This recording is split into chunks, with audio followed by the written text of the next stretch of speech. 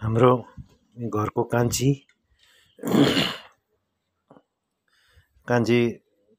हाम्रो डगीलाई बिमार अस्ति 2-3 महिनादेखि बिमार भयो। सबै गाउँको कुकुरहरू बिमार भएर हस्पिटल पनि पुर्याए, कति दबाई पानी गर्यो, तर अन्तिममा गएर हेर्नु यो बिचरा अहिले टोटल प्यारालाइज भएको छ।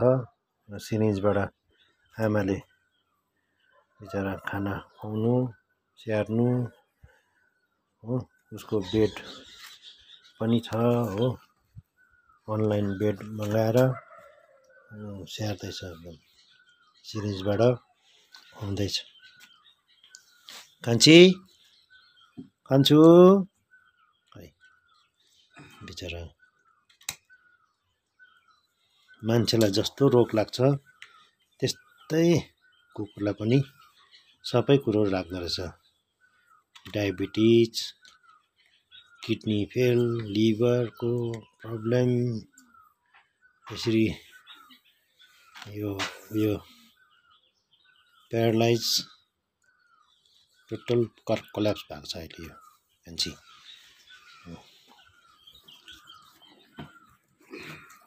बोलाउनु त बोल्दैन हो, यो बोल्दैन पनि। कान्छु कान्छी अलिअलि कान त हल्लाउँछ त।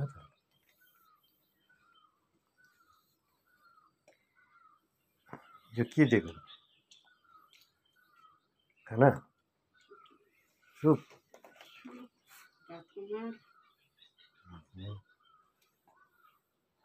टट्टी पिसाब पो गर्दैछ। बिहान गऱ्यो अरे गरायो, बिहान अहिले यसो गरेर राख्नु। यस्तै छ है बिचरा हाम्रो कान्छीको चाहिँ। अब कति दिन बाँचिन्जेलसम्म त स्याहार्नै पर्यो भनेर आमाले चाहिँ स्याहार्छ, घरको आमाले।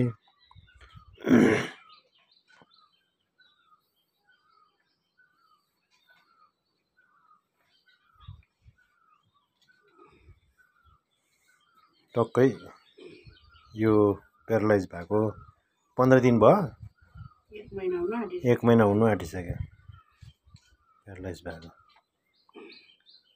यो खाना खुवाउँदैछ, यसरी स्याहारेर मात्रै यतिको बाँचेको, नत्र त अस्ति गइसकिगएको।